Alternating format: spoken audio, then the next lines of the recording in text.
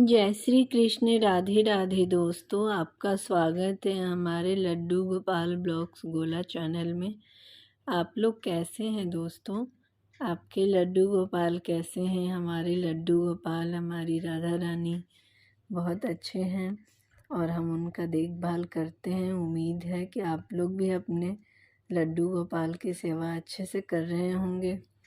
आज हम लड्डू गोपाल हमारे कान्हा जी के बचपन की कहानी आपको बताना चाहते हैं कि कान्हा जी ने पूतना को क्यों मारा था। आखिर पूतना के मरने के पीछे क्या वजह था जो पूतना को भगवान कृष्ण ने बाल रूप में उसका वध किया था। क्योंकि कोई भी राक्षसों का भी वध अगर भगवान करते थे तो कोई ना कोई उसके पीछे वजह होती थी। तो चलिए आज हम उस वजह को जानते हैं। पूतना के जन्म का रहस्य भगवान विष्णु के वामन अवतार से जुड़ा हुआ है। पूतना पिछले जन्म में राजा बलि की पुत्री थी जो एक राज कन्या थी। पिछले जन्म में पूतना का नाम रतनबाला था। एक दिन राजा बलि के यहाँ वामन भगवान पधारे। भगवान वामन की सुंदर और मनमोहक छवि देखकर रत्नबाला के मन में ममता जाग गई। वह मन ही मन सोचने लगी कि मेरा भी ऐसा ही पुत्र हो ताकि वह उसे हृदय से लगाकर दूध पान कराती, बहुत दुलार करती। भगवान ने उसकी मन की इच्छा को जान लिया और तथास्तु कह दिया। इसके बाद भगवान ने राजा बलि का अहंकार दूर करने के लिए 3 पग में भूमि नाप दी। राजा समझ गए और अपनी गलती का उन्हें एहसास हो गया। राजा ने वामन देव से क्षमा मांगी, लेकिन इस घटना को रत्नबाला ने देखा तो उसे ये छल लगा। उसे प्रतीत हुआ कि उसके पिता का घोर अपमान हुआ है। इससे रत्नबाला बुरी तरह से क्रोधित हो उठी।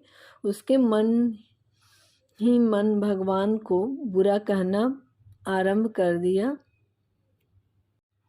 उसने कहा कि अगर ऐसा पुत्र होता है तो मैं इसे विष दे देती। भगवान ने उसके इस भाव को भी जानकर तथास्तु कह दिया।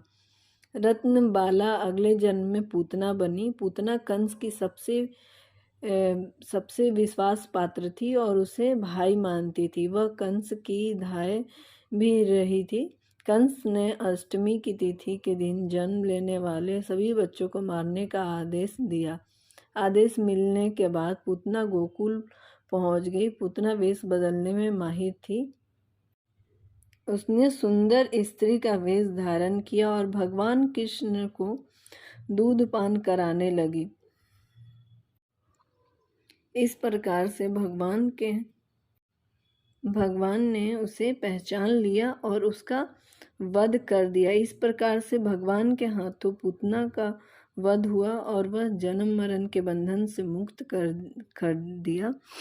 वही पूतना की दुग्ध और विष पिलाने की इच्छा को भी भगवान ने पूर्ण किया, जो उसने पिछले जन्म में भगवान ने उन्हें तथास्तु कह के उसका आशीर्वाद दिया था।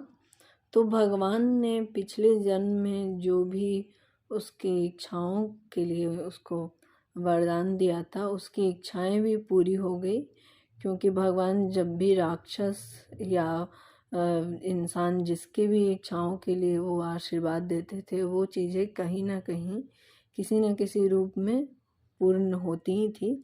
तो पूतना भी एक राक्षस बन के आई और उसने दूध और विष दोनों पिलाने का उसकी इच्छाओं को पूरा किया। उससे पहले उसने बहुत सारे बच्चों को भी ऐसे विष पिलाया था। उन सारे बच्चों का भी जान भगवान ने बचाया और उसके कहर से गोकुल के लोगों को भी रक्षा किया। तो भगवान ने इस तरह पूतना का वध किया। तो आपको ये कहानी कैसे लगी आप कमेंट करके ज़रूर बताइएगा और मैं उम्मीद करती हूँ कि आपको हमारी कहानी अच्छी लगी होगी। और आपको अगर कोई और भी कहानी अगर सुननी है तो आप अपने कमेंट में ज़रूर लिखें कि आपको भगवान कृष्ण की कौन सी कहानी सबसे अच्छी लगी। और आपको और कौन सी आगे कहानी सुननी है तो मैं आपके लिए वीडियो ज़रूर बनाया करूँगी उस पर। और तब तक के लिए जय श्री कृष्ण, राधे राधे दोस्तों।